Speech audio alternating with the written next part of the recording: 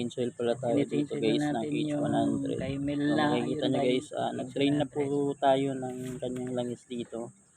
Yan, isang tangga na yung kanyang langis. Tanggal na tayo ng oil tapos filter. tanggal na rin tayo ng oil filter dito guys.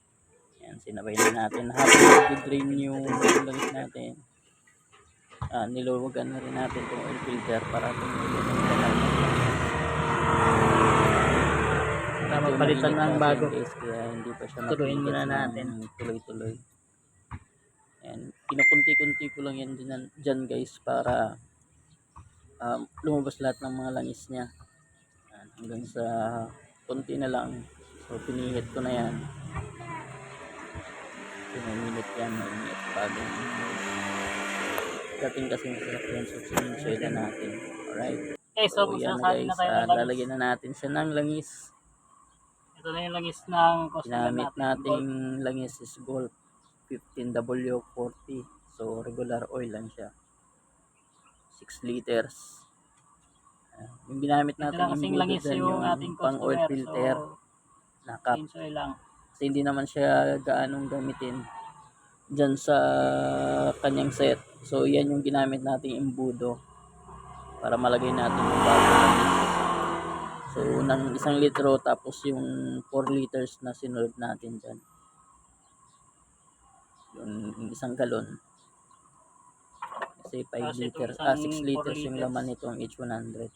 Yan, yung malaking galon niya.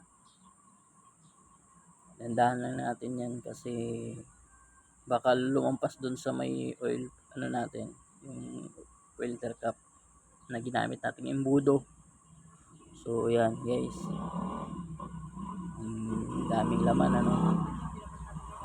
so lang to guys, yung nilagay na langis dito is hanggang 5,000 lang siya, 5,000 kilometers para mag change oil ulit. So pinababa natin, ilalagay natin yung naiwan para makita nyo guys yung langis na nilagay natin na bagong bago, diba? Yan lang guys, mag DIY ng sasakyan pag dyan lang sa bahay nyo, kasi ginawa ko lang yan guys dito guys, sa may bahay lang yan, dito lang sa labas, nakapark lang.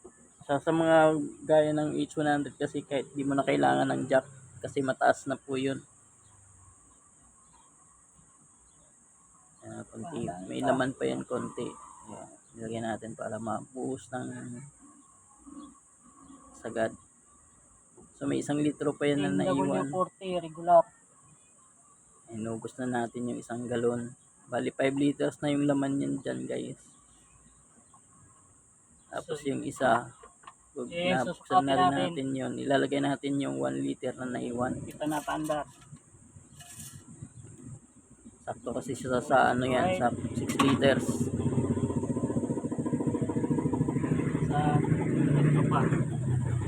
Duman na truck. Kaya maingay. Ayan yung isang 1 liter niya guys. So habang nilalagay natin yan guys, tinatansya ko muna kung ito. Tapos kailangan. Pero dyan guys, saktong-sakto yan yung 6 liters na langis so, tapos na natin H100. ilagay ang langis. Tapos sinukat ko na yung kanyang lipstick. Yan kasi pantay naman yung niyan level ng sasakyan. So tinagal ko na kasi isasarado ko na yan guys, gawa ng saka ibalik yung kanyang takip. Sakto na yung langis niyan. Kahit di na natin sukatin, pero i-make sure na natin guys pa rin dyan na naka level siya. Level yan yung kanyang langis. Tapos pagkatapos natin dyan sa oil, sa change oil guys, may ginawa pa pala tayong sa ating change oil. Alright, natapos na rin natin yung kanyang mechanism sa likod. So pwede door mechanism doon sa likod. Alright, thank you. So yan, okay naman pa, okay naman yan. Alright guys, Ko na lang yan guys, mechanism. yung tapos Tapos ito na yung sunod natin, palit yung ng door bago. handle, yung Handle, mechanism sa likod ng mechanism, yung H100. So sira. hawakan sa So labas, pinalitan saka pala yung lock. natin yan ng bago. So tatanggalin natin. Yan, tatanggalin natin Palitan yan natin lahat siya ng bago. nakakabit dyan na luma. Ito. Tapos Para hindi na papalitan siya natin siya ng bago. maglalagay ng, Yan, pati ng yan, ano dito. papalitan natin ng bago. Yung lock. So yung Yung parts dito nandun na sa akin. Kasi meron siyang Dyan na. padlock dito.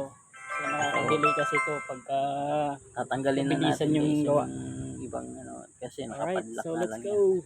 Kumanya guys. So tatanggalin So, na papalitan natin, na natin yan. yung handle. So ayan na guys, Yung mechanism, yung handle dito sa labas. yung luma, tsaka yung Saka ano dyan, lock yung bago. yung holder. Tapos yung susian. Yan. So ayan yung bago. So ito yung sa bago tabi niya, yung susian. Ito yung susian. Tapos Yan. Tapos dito ito sa yung may susian na bago. lock. Tapos yung handle. Mechanism niya. Mechanism. Bago na rin. Yan yung dun sa lagayan Yung ng lock. Yung handle niya bago na rin, saka yung dalawang Ayan handle yung niya bago. sa labas sa loob bago, saka may Ito kasama naman siyang yung bago lock, niya. yung sa push button. Kasama pang screw. Alright, so let's go. Guys. Yeah. Yan yung lock niyan sa handle din. So medyo mahaba lang kasi. Ano na rin, nakalock. Kasi wala. Yung sa luma walang Ito, kasama. bago. So yan na yun ngayon So, guys, subukan yung natin. bagong handle. So Natin. pinabit na natin. Ayan, bago na. Ayan, sarado na. Sa ano na natin Bubuksan yan. natin. Subukan na. Sinusubukan na natin yun guys para ano. Alright, Bukas ba ako naglalak. okay na. Tapos Yan guys, isususin naglalak natin. na siya. So subukan nating susian. Yan, susian Okay, natin. hindi na matanggal. Para alam natin So, naglalak. Ayan, naglalak siya isusin guys. natin. So success yung ating ginawa. Okay. Bukas. Konting Okay. pingit mo lang dito, magbubukas na siya. Yan. Okay. Alright. So maganda, di ba, ang pagkagawa ng mechanism niya. Alright, hanggang dito na lang. Bye!